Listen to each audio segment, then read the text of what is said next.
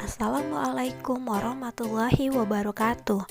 Kami dari kelompok 5 yang beranggotakan pertama Nur Rodia Siregar, kedua Fauziah Ahmad Zain Nenggolan, ketiga Sri Aranti Alfani Surbakti, dan keempat Nurlis Eka Putri, dengan judul Materi Pembelajaran Menyusun RPP Tematik. Let's to begin. Baiklah, pada materi ini ada 4 poin penjelasan. Yang pertama ada pengertian RPP, berikutnya prinsip penyusunan RPP, selanjutnya komponen dalam RPP, dan yang terakhir adalah langkah-langkah menyusun RPP. Pengertian RPP. Menurut Permendikbud nomor 65 tahun 2013 tentang Standar Proses Pelaksanaan Pembelajaran atau RPP adalah rencana kegiatan pembelajaran tatap muka untuk satu pertemuan atau lebih. Jadi, pada pembelajaran daring, apakah RPP masih berlaku? Tentu saja berlaku, dengan mengalami penyesuaian isi maupun struktur sesuai dengan kondisi pembelajaran daring. Prinsip penyusunan RPP terbagi menjadi 9. Yang pertama, terjemahan ide kurikulum dan berdasarkan silabus nasional. Kedua, menyesuaikan apa yang dinyatakan dalam silabus dengan kondisi pada satuan pendidikan. Ketiga, mendorong partisipasi aktif peserta didik. Yang keempat, sesuai dengan tujuan kurikulum 2013. Yang kelima, pengembangan budaya membaca dan menulis. Keenam, dirancang untuk mengembangkan kegembiraan membaca, pemahaman beragam bacaan, dan berekspresi dalam tulisan.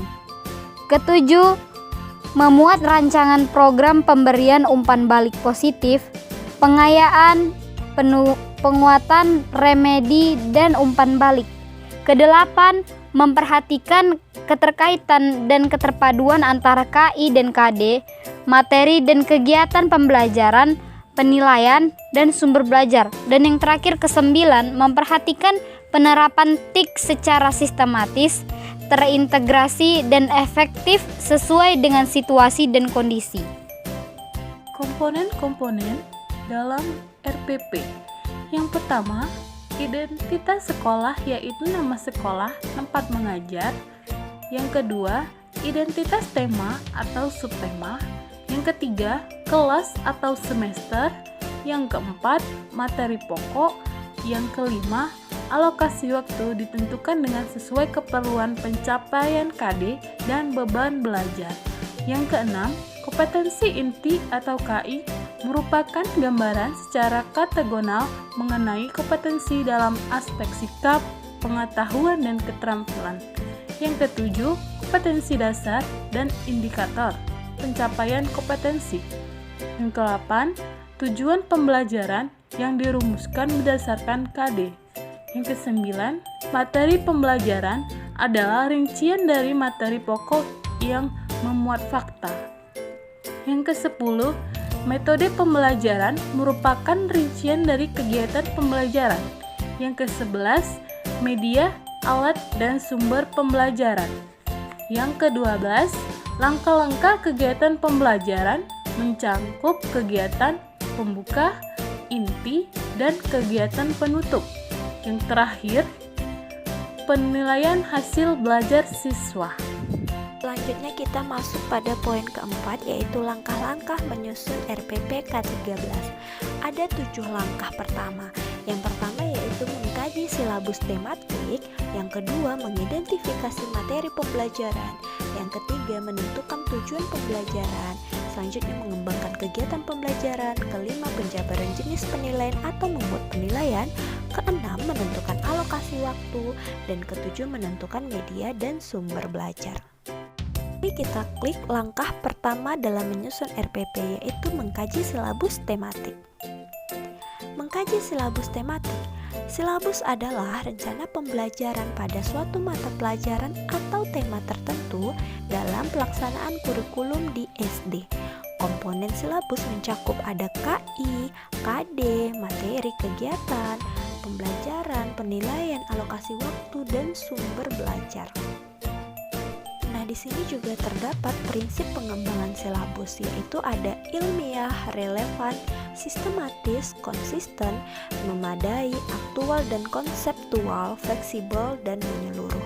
Selanjutnya, mari kita klik langkah kedua, yaitu mengidentifikasi materi pembelajaran. Mengidentifikasi materi pembelajaran di SD dengan pertimbangan yang pertama, potensi peserta didik, yang kedua, relevansi dengan karakteristik daerah, yang ketiga, tingkat perkembangan fisik, intelektual, emosional, sosial, dan spiritual peserta didik, yang keempat, kebermanfaatan bagi peserta didik, yang kelima, keilmuan, keenam, aktualisasi, kedalaman, dan keluasan materi pembelajaran. Selanjutnya ada alokasi waktu, dan selanjutnya ada relevansi dengan kebutuhan peserta didik dan tuntunan lingkungan. Nah, di sini ada beberapa kegiatan yang pertama yaitu kegiatan mengkaji buku guru SD, dan selanjutnya adalah mengkaji buku siswa SD. Kita masuk pada langkah ketiga, yaitu menentukan tujuan pembelajaran. Menentukan tujuan pembelajaran sesuai dengan standar kompetensi kelulusan atau yang disingkat dengan SKL, bahwa kelulusan peserta didik ditentukan dari kualifikasi peserta didik dalam menguasai 3 komponen atau tujuan yang meliputi: pertama, tujuan kognitif yang berisi tentang pengetahuan, pemahaman, penerapan, analisis, sintesis, dan evaluasi. Selanjutnya, tujuan psikomotorik yang berisi tentang persepsi, kesiapan, respon, mekanisme, originasi, dan adaptasi. Dan tujuan selanjutnya adalah tujuan afektif yang berisi tentang penerimaan, pemberian respon, penghargaan, dan karakteristik. Kita masuk kepada langkah keempat, yaitu mengembangkan kegiatan pembelajaran. Mari kita klik. Mengembangkan kegiatan pembelajaran, ada hal-hal yang harus diperhatikan dalam mengembangkan kegiatan pembelajaran ini, yaitu sebagai berikut. Yang pertama, kegiatan pembelajaran disusun untuk memberikan bantuan kepada pendidik, khususnya guru, agar dapat melaksanakan proses pembelajaran secara profesional. Kedua, kegiatan pembelajaran memuat rangkaian kegiatan manajerial yang dilakukan guru agar peserta didik dapat melakukan kegiatan seperti dalam silabus. Dan yang ketiga, ada kegiatan pembelajaran untuk setiap pertemuan merupakan skenario langkah-langkah guru dalam membuat peserta didik aktif belajar. Kegiatan ini diorganisasikan menjadi kegiatan pendahuluan, inti, dan penutup. Dan ada komponen-komponen pengembangan kegiatan pembelajaran. Yang pertama adalah kegiatan pendahuluan, yang kedua ada penyajian, dan yang ketiga ada penutup. Mari kita masuk pada langkah kelima, yaitu penjabaran jenis penilaian atau membuat penilaian.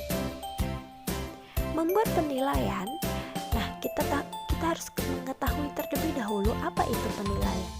Penilaian merupakan serangkaian kegiatan untuk memperoleh, menganalisa, dan menafsirkan data tentang proses dan hasil belajar peserta didik yang dilakukan secara sistematis dan berkesinambungan. Penilaian dilakukan dengan menggunakan tes dan non-tes dalam bentuk tertulis maupun lisan, pengamatan kinerja, pengukuran sikap, penilaian hasil karya berupa tugas, proyek, dan atau produk, penggunaan portofolio, dan penilaian diri.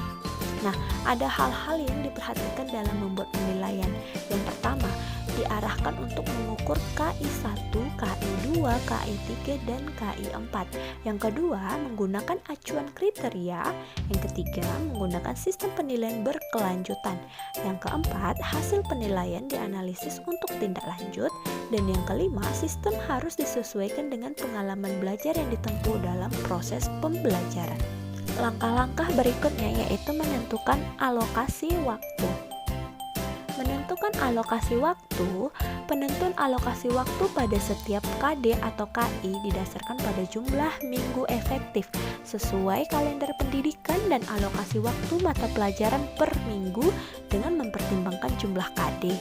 Oleh karena itu, alokasi tersebut dirinci dan disesuaikan oleh guru dengan menganalisa buku guru, buku siswa, kalender pendidikan, dan jadwal guna menentukan alokasi belajar yang efektif. Kita masuk pada langkah terakhir dalam menyusun RPP K13, yaitu menentukan media dan sumber belajar.